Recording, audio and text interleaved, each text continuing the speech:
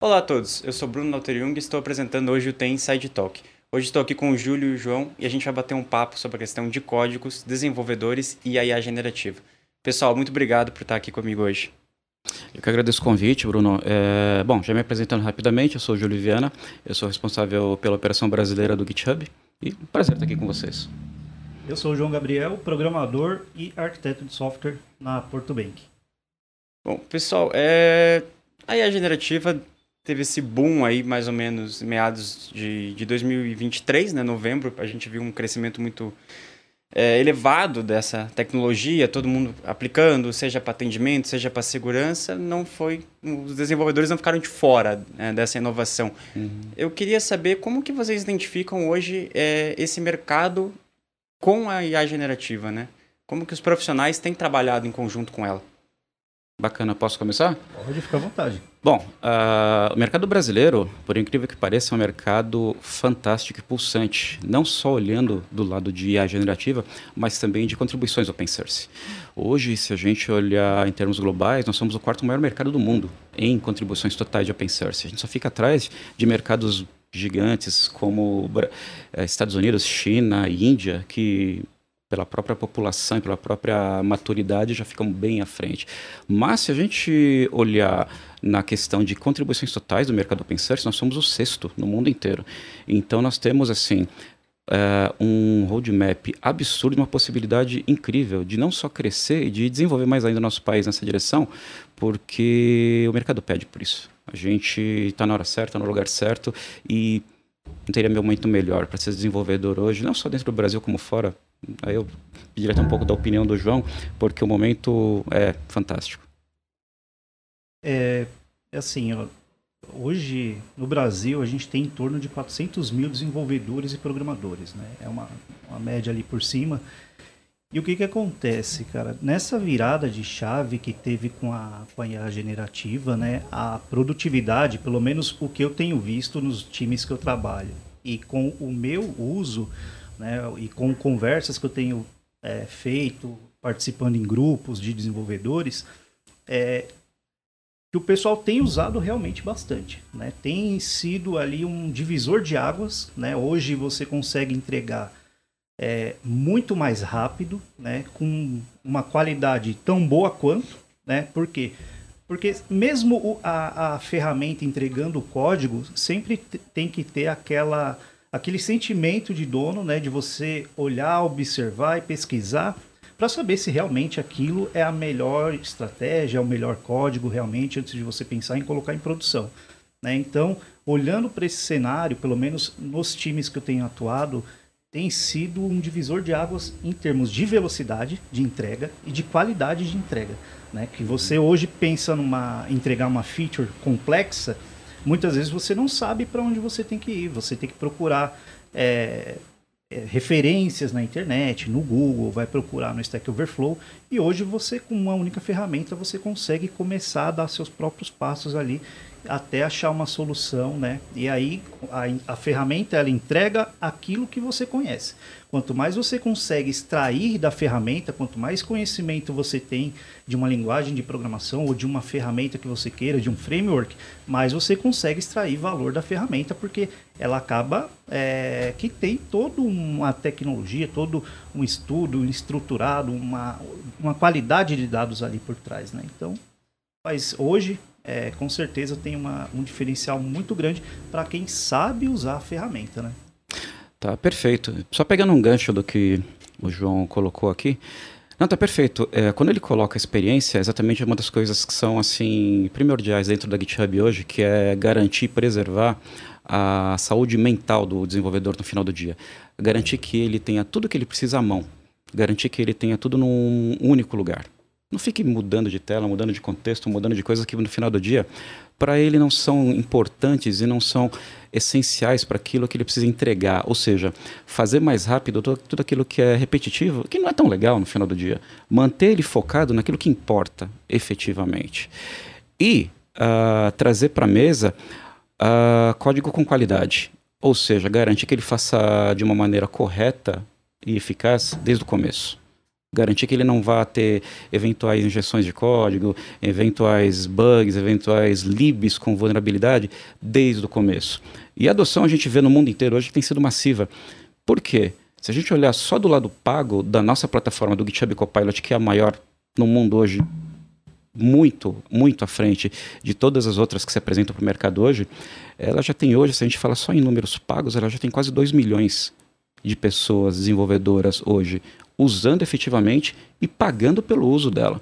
Então, quer dizer, é massivo e a gente está assim, muito feliz em poder participar disso e ajudar, no final do dia, em contribuir com a saúde mental dos desenvolvedores e com a felicidade deles. Júlio, tem um dado aqui que o Brasil ocupa o 6º lugar em contribuição em projetos de IA generativa na plataforma de vocês, né? Uhum. Queria entender de vocês dois como que vocês avaliam a contribuição dos desenvolvedores do mercado brasileiro para o futuro da IA generativa. Quer começar dessa vez? Posso começar. Bruno, o Brasil ele é um dos países com o nível intelectual de software um dos melhores do mundo, né? Nós temos uma capacidade tecnológica fora do comum. Isso porque eu vejo contribuições, e se você pegar para ver, em todos os melhores times de tecnologia do mundo tem algum brasileiro envolvido, né? Então é assim, nós temos um grande impacto e temos uma comunidade muito grande de desenvolvedores que estão realmente interessados em participar. E assim, hoje a gente fala muito que um bom desenvolvedor, que ele queira realmente ali buscar as melhores oportunidades, ele tem que contribuir com o open source. Que seja um código pequeno, que seja um grande projeto, mas a comunidade open source no Brasil ela é muito forte. Eu participo de alguns grupos de comunidade open source, eu me considero um evangelista open source, porque eu falo muito do mundo Java, Quarkus, Spring, tudo aquilo que a gente engloba ali nesse mundo tecnológico de open source, e eu vejo que a comunidade é muito forte, e faz parte da gente. Né? Faz parte da gente querer contribuir, querer participar, ter o nosso nome é muito importante para a carreira de um desenvolvedor, ele ter uma contribuição em um projeto open source hoje em dia, principalmente open source que as pessoas utilizam realmente para resolver um problema, né? Então é importante e a comunidade é muito forte, tem muito interesse em participar, por isso que a gente tem aí e vamos cada vez mais elevar esse número aí, porque no Brasil capacidade técnica e intelectual nós temos. Não, com certeza, não falta capacidade. O brasileiro é um povo muito criativo. E se a gente analisar nos últimos anos, pelo menos nos últimos 5 anos, já contando com pandemia, o número de startups que surgiram dentro do nosso país e estão demandando cada dia mais e mais de mão de obra qualificada vai diretamente na mão contrária da nossa capacidade de formar desenvolvedores de software. Ou seja, 2028 a gente vai ter quase que 500 mil vagas abertas e não preenchidas, e sem perspectiva nenhuma de serem preenchidas.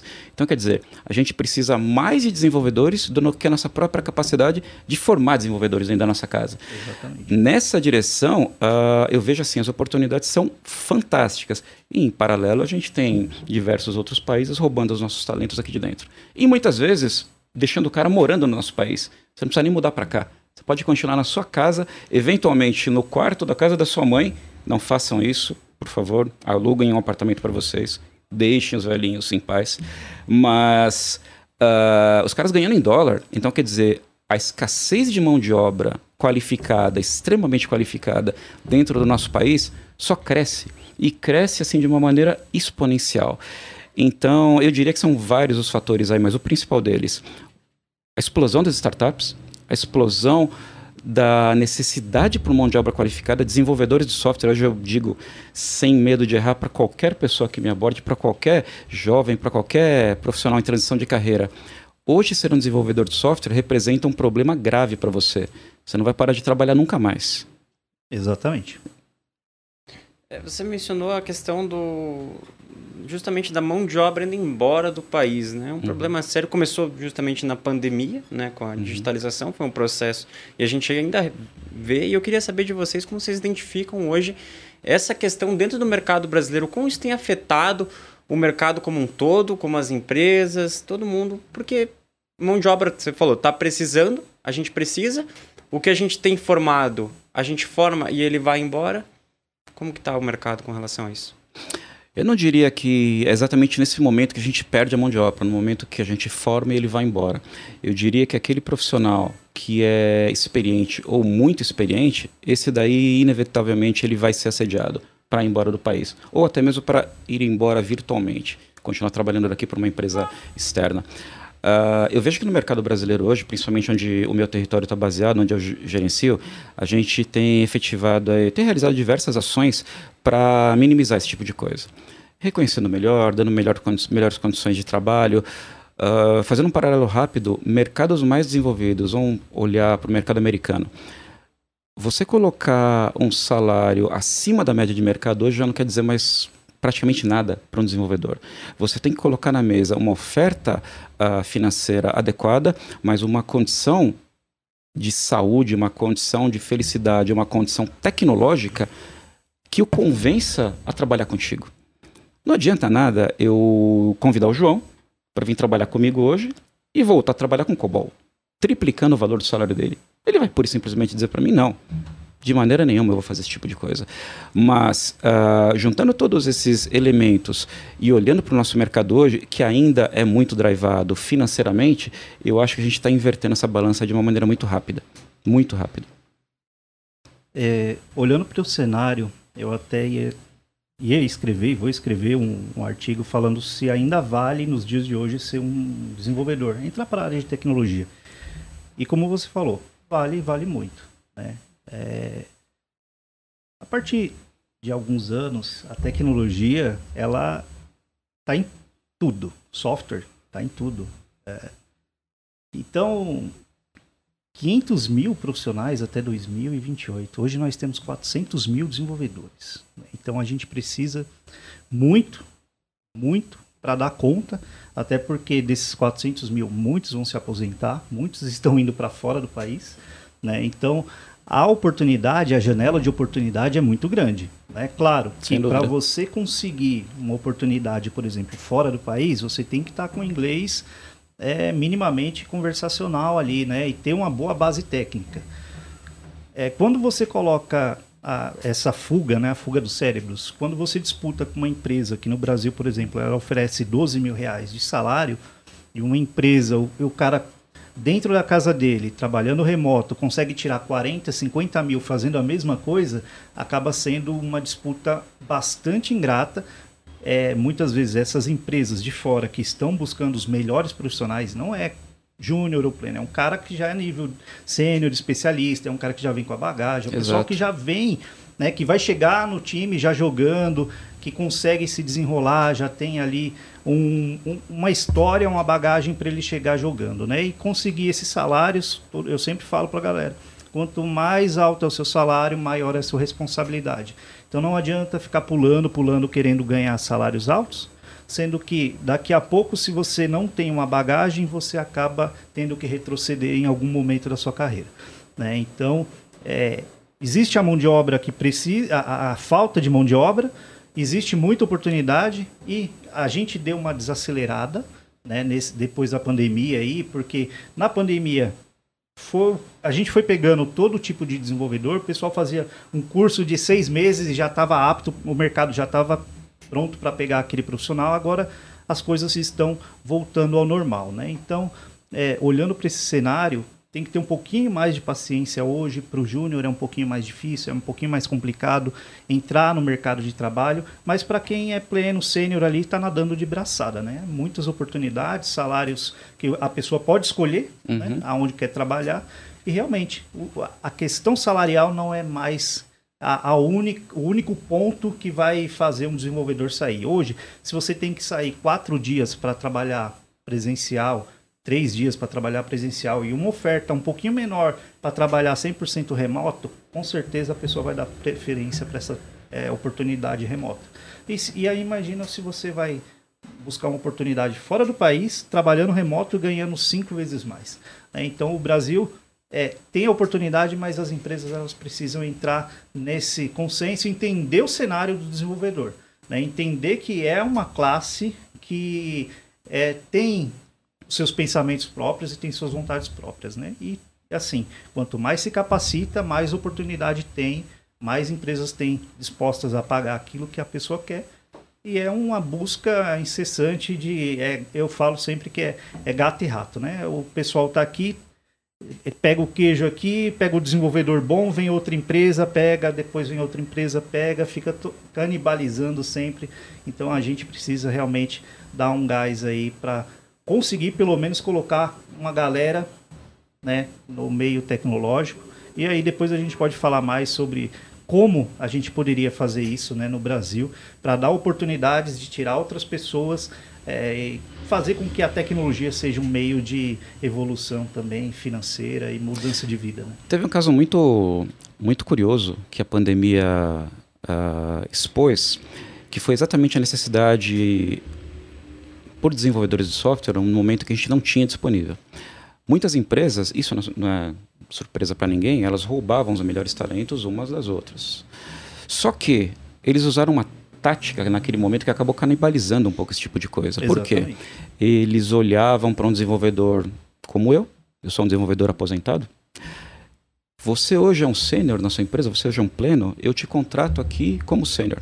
Você é um júnior, eu te contrato para trabalhar comigo como pleno. Ou seja, eu te promovo de nível na contratação, aumento a sua remuneração e já te dou mais desafio, te coloco num nível superior, sem o profissional ter aquela capacidade toda naquele momento. Bom, isso para mim foi um erro, naquele momento pela necessidade, a necessidade gerou o movimento de mercado, gerou a escassez, e hoje a gente está corrigindo essa rota.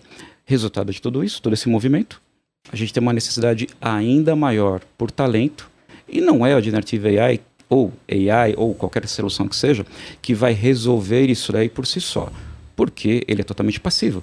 Sem um prompt bem gerado e sem um profissional qualificado do lado de cá para entender do que se trata e entender do que está se fazendo antes de colocar na produção, jargão de desenvolvedor, como o João aqui comentou, ele não vai chegar a lugar nenhum. Então, quer dizer, Perfeito. É o momento, é a hora certa, não tem mais como conviver sem Generative AI, sem AI, sendo um desenvolvedor, mas você tem que ter conhecimento para fazê-lo.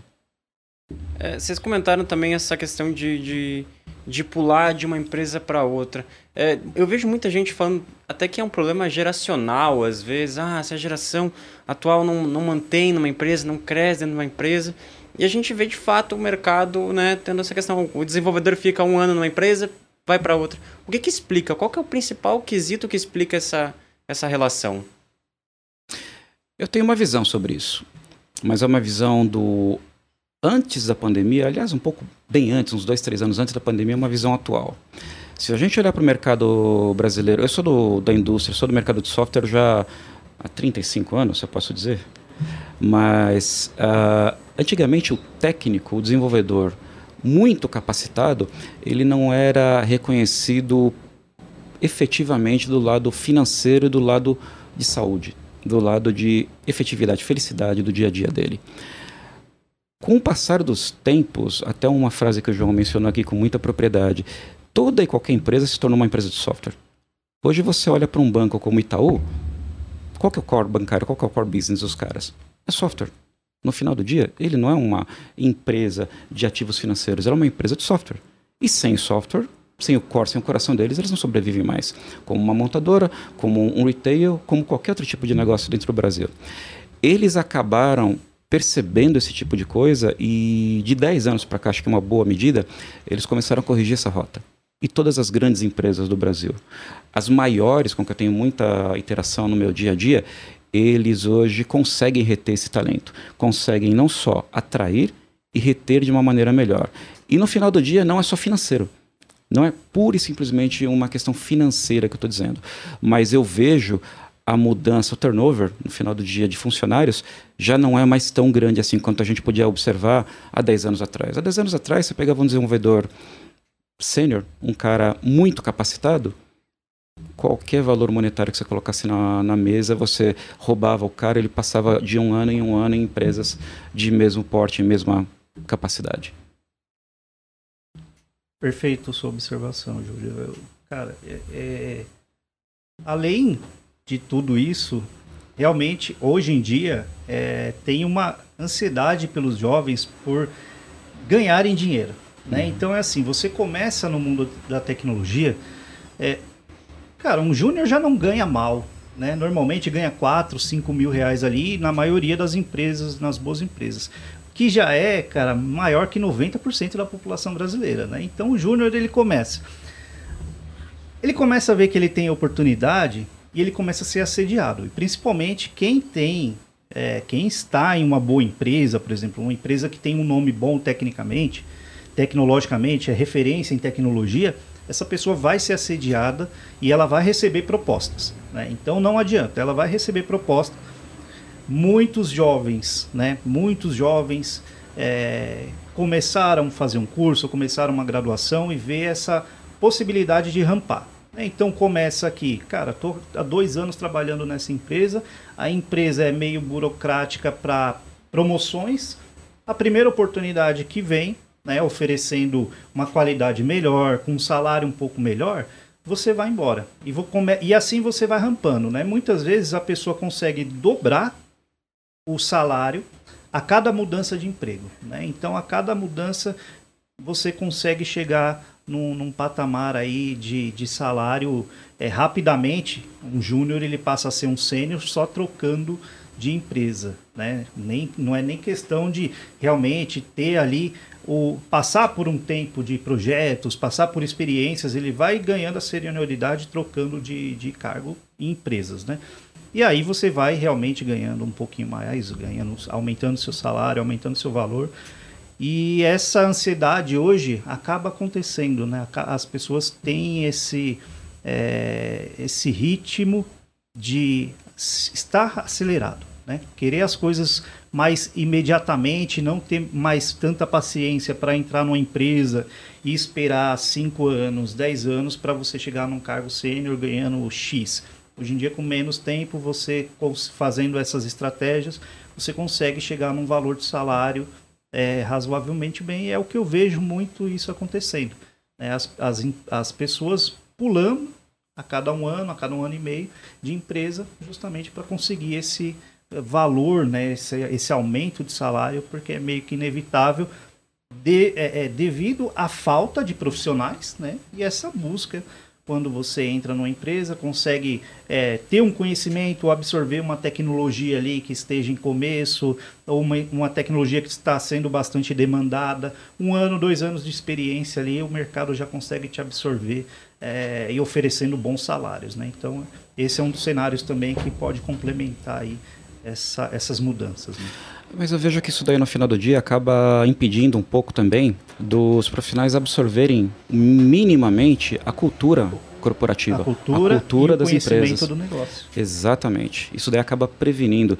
Eu acabo conversando com muitos jovens aí no final do dia. Meu tempo livre eu dedico um pedaço dele para conversar com jovens em academias, em projetos não governamentais, não pagos e faculdades, para falar com o maior número possível desses caras e tentar trazê-los para o meu lado, o lado do desenvolvimento de software. E exatamente o número que você colocou é o número que eu digo para eles o tempo todo. Cara, se você quer juntar aquilo que você gosta, a sua paixão, e tem que ser uma paixão, porque você não transforma um advogado amanhã em desenvolvedor de software. Isso não vai acontecer. O cara nunca vai fazer isso. Mas, se você tem aptidão para isso, em desenvolver software, e tem a capacidade, o lado financeiro também, que é natural, é intrínseco do brasileiro, ele precisa resolver isso também no final do dia. Tendo uma formação, tendo uma capacidade, tendo uma aptidão para desenvolver software, naquela esquina você vai ganhar os 5 mil que o João acabou de comentar aqui. Com pouca ou nenhuma experiência. Um júnior já consegue ganhar isso, que já é um salário fantástico para o mercado brasileiro. Tendo 5 anos de experiência, naquela outra esquina você vai ganhar 10 mil, 12 mil reais. Sem fazer força nenhuma. Agora, cara, com 10, 15 anos de experiências nas costas, você vai ganhar aquilo que você quiser ganhar. Aquilo que você pedir para o mercado. E eles vão te pagar. Então, quer dizer, invista nessa carreira, invista pesado no inglês necessário, minimamente básico. Você precisa ter um conhecimento disso. E, tecnicamente falando, se desenvolva. Nunca pare de estudar. Na contrapartida, paralelo com tudo isso daí, vai vir uma remuneração absurdamente gratificante. Gratificante. Certeza. Voltando ali para o assunto da IA generativa, pessoal, o que eu converso muito, principalmente no tal do hacking, é a questão de segurança de código, né? É a exposição ao chat GPT. Às vezes os desenvolvedores vão lá, preciso de ajuda com esse código, coloca lá e entra uma informação confidencial da empresa, uma falha de cibersegurança e pronto, a empresa é atacada por conta disso. Eu queria entender como que todo esse progresso pode ser aproveitado pelos desenvolvedores, como vocês falaram, tá aqui, os desenvolvedores estão usando, querem usar, precisam, porque tem uma otimização, e como que eles podem usar isso sem afetar a questão de proteção de dados? Bom, eu posso responder pelo mundo corporativo.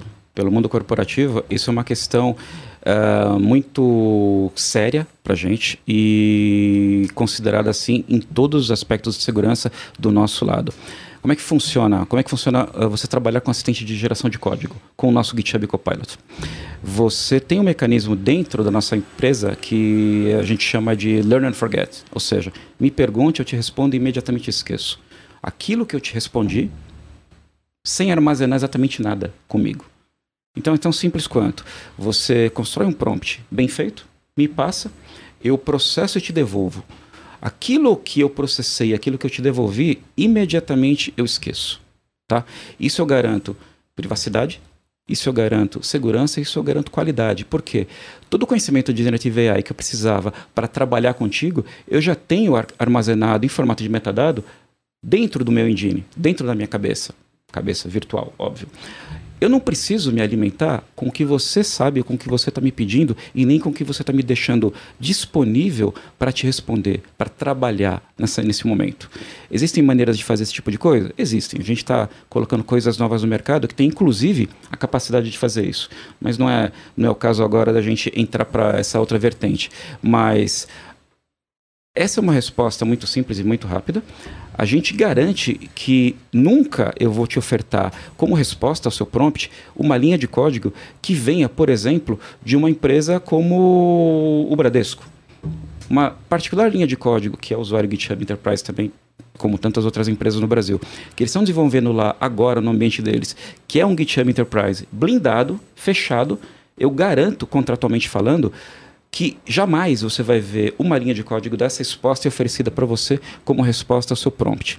E no final do dia, quem garante esse tipo de coisa é o GitHub Corp e mais próximo ainda é a Microsoft Internacional.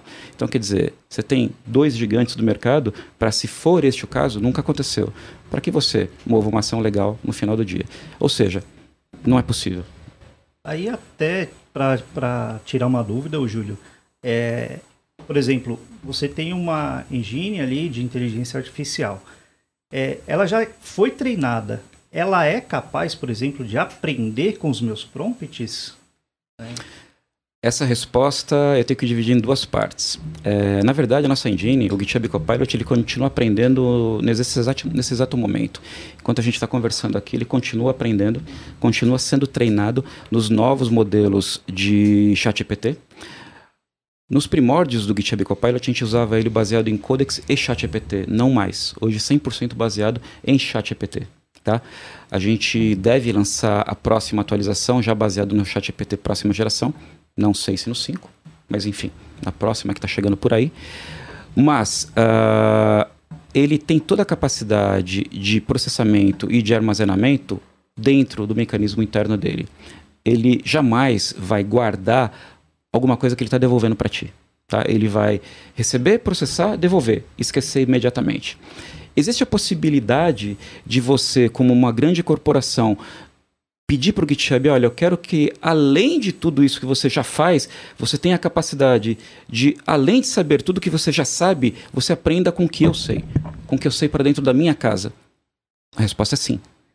A gente está colocando isso no mercado agora. Só que ele já é uma plataforma blindada, já é uma plataforma que só tem capacidade de olhar para dentro da sua casa. Ou seja, trago todo o conhecimento embarcado do que o mercado já conhece, já de 2 anos, que é o GitHub Copilot, mais a capacidade de um simples clique de botão conhecer profundamente o seu próprio codebase, que é o termo que a gente conhece no nosso dia a dia.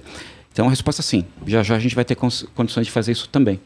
É interessante. Por exemplo, hoje, na empresa que eu trabalho, a gente tem uma preocupação muito grande em relação a usar as IAs generativas para código.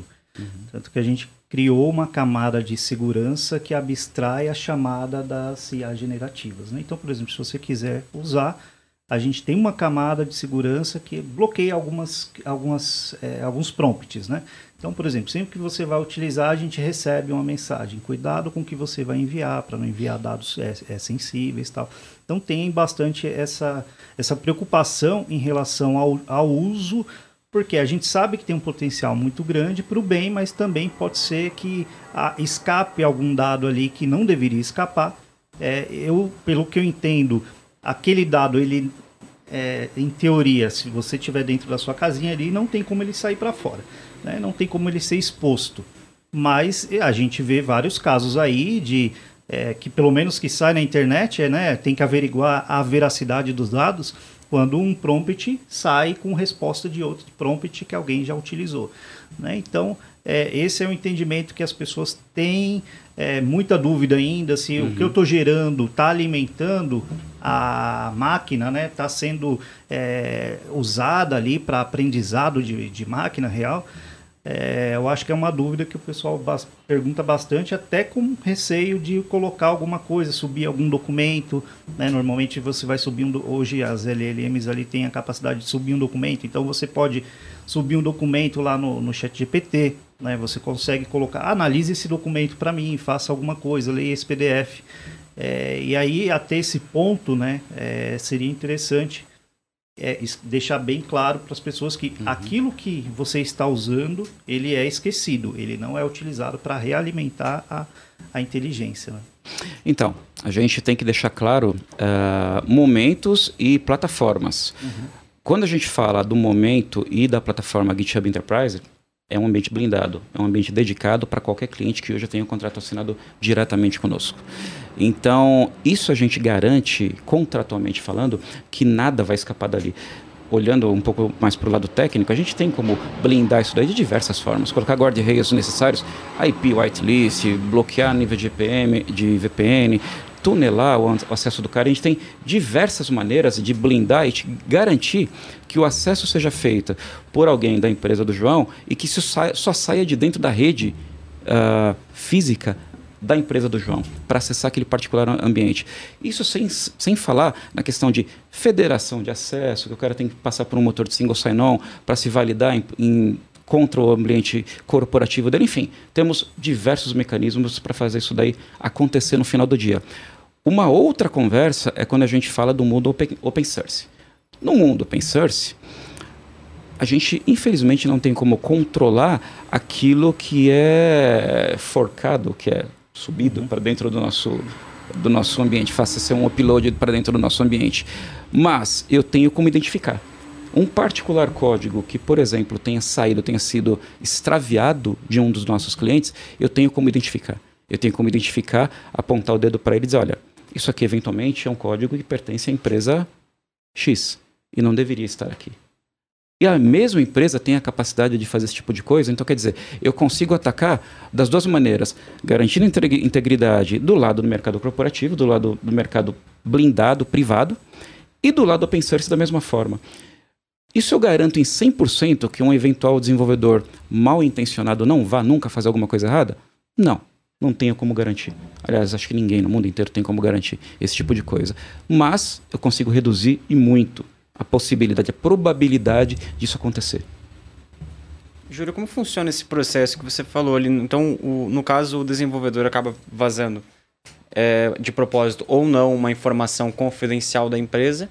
E como vocês fazem esse reconhecimento, esse aviso à empresa? Como funciona esse processo? Isso automaticamente ele é escaneado dentro do nosso ambiente open source. Estou falando só do lado open source. Sim. E tanto o lado da própria empresa blindada, do GitHub Enterprise, ele tem meios de continuar monitorando esse tipo de coisa. Então, quer dizer, pedaço de código, pedaço de razão de negócio, pedaço de qualquer coisa que seja vazado, nos bastidores, em background, ele continua sendo escaneado ativamente. Tanto quanto tokens, secrets, todo esse tipo de coisa mais técnica que a gente continua escaneando e continua analisando em background.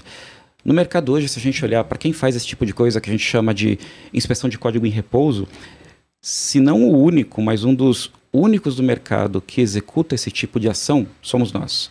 Então a gente tem essa capacidade de não esperar por um build, não esperar por um pull request, um merge de código. A gente tem essa capacidade de, nos bastidores, atrás dos panos, como a gente costuma dizer, um bom desenvolvedor, continuar fazendo esse trabalho de maneira ativa, nem proativa, ativamente, para buscar algum código malicioso ou algum código vazado e começar a informar. E aí começa a disparar alguns alertas, começa a fazer algumas recomendações. Olha, talvez isso daqui seja uma particular secret lá do Alibaba, da AWS, que alguém vazou e que está aqui esperando para algum mau uso. Então, identifica o cara, identifica um mantenedor, identifica algum dono daquele repositório. Olha, talvez fosse legal se fazer alguma coisa com isso daí. Perfeito. Para encerrar nosso bate-papo, eu tenho uma última dúvida. Com a IA generativa, uma preocupação surge, de certo modo, em todo o mercado, que ela otimizou muitos processos, reduziu o tempo de trabalho de muitos desenvolvedores. Eu queria saber se ela vai, de fato, reduzir o número de vagas ofertadas pelas empresas, porque antes um trabalho que necessitava 8 horas de um desenvolvedor, agora vai necessitar 4, então não precisa, porque ele vai trabalhar por 2, né? E vai ter uma redução, ocorrerá esse processo, ou acreditam que não? Mas para você, João? Começando aqui, olha, olhando para o avanço que a gente tá tendo da tecnologia, né? O avanço das IA generativas, entregando cada vez mais qualidade, cada vez mais informação, fazendo um único comando, o que um desenvolvedor faria, sei lá, em 4, 5 horas, a possibilidade de reduzir oportunidades ela é grande, ela existe. Por quê? Porque hoje um desenvolvedor pleno, sênior, ele vai ser muito mais produtivo, né? Então, o que eu vejo que vai ser mais afetado? Normalmente, o desenvolvedor mais júnior. Porque o desenvolvedor sênior, ele acaba que, no contexto geral dele, ele está preocupado com outras coisas além de escrever código. Ele tem que pensar em agilizar o time, agilizar as entregas, entender com o pessoal de negócio, para ajudar a suprir ali, ajudar a fortalecer o time, dando base tecnológica, construindo componentes, né? Quem fica realmente com o código na mão, quem desenvolve mais código é o cara que está ali, mais júnior, mais pleno, que ele vem com sede de escrever código para aprender. O desenvolvedor sênior, ele já tem ali uma perspectiva de carreira, ele já está começando a querer ser um especialista ou um gestor, então ele vai diminuindo, é natural diminuir a mão no código.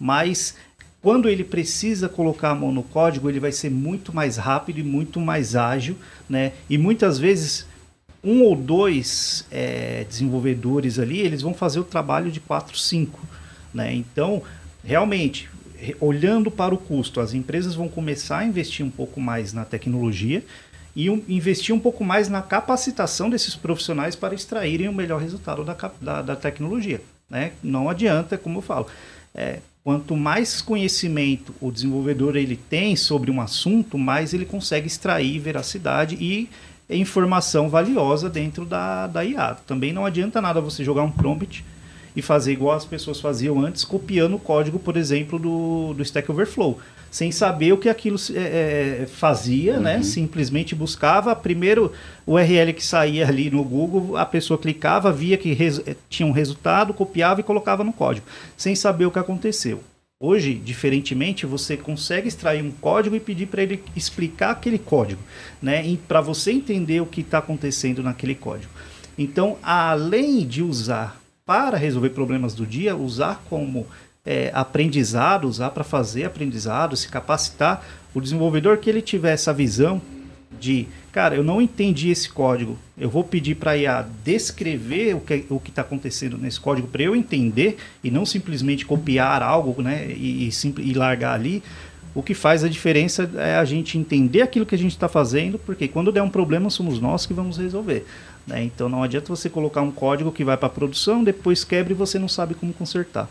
Então isso é bastante importante, mas no final das contas, aonde eu vejo que vai doer mais é para quem está começando, né? Que vai sofrer um pouquinho mais para entrar, porque vai ter essa diminuição gradativa, com o tempo, vai diminuir um pouquinho nos times de engenharia, principalmente porque a produção hoje vai ser mais acelerada e mais assertiva. Eu concordo quase que em 100% com o que o João fala, mas eu vejo de uma outra maneira. Como a IA generativa ela é 100% passiva ainda, ela não faz nada sozinha, você vai ter que saber muito o que está fazendo. Então, concordo Exatamente. Em 100% quando você está dizendo que capacitar os profissionais vai ser a cada dia mais necessário. Você vai precisar ter cada dia mais e mais e mais, com velocidade de entrega, com velocidade de devolução de prompts bem feitos, código na mão desses caras, eles vão precisar a cada dia mais e mais saber o que eles estão fazendo ali. O próprio nome da nossa plataforma já fala, ele é o GitHub Copilot, ele nunca vai ser o Pilot. Você vai ter que saber o que recebe e saber se está de acordo com o que você pediu ou não, porque você pode pedir alguma coisa que não é exatamente aderente com o que você precisa em produção, jogar isso na sua produção e tem um problema muito grande. Com esse tipo de ação, eu vejo dois momentos. Os mais capacitados vão conseguir realizar de uma maneira muito mais rápida aquilo que teriam necessidade, vão praticamente eliminar atividades repetitivas. E os menos capacitados, por outro lado, vão ter uma capacidade, uma oportunidade excelente de aprender. Porque ele vai ter a capacidade de olhar para o Generative AI e falar, me ensina, me explica o que esse código faz. Fui contratado hoje por uma empresa que tem um legado de código absurdamente grande, uma empresa tradicional. Quando, na história da humanidade, eu teria a capacidade de entrar numa empresa, sentar na frente de uma interface e falar para a interface, me ensina. Todo esse legado de anos que você tem de tecnologia, de anos de código, me ensina.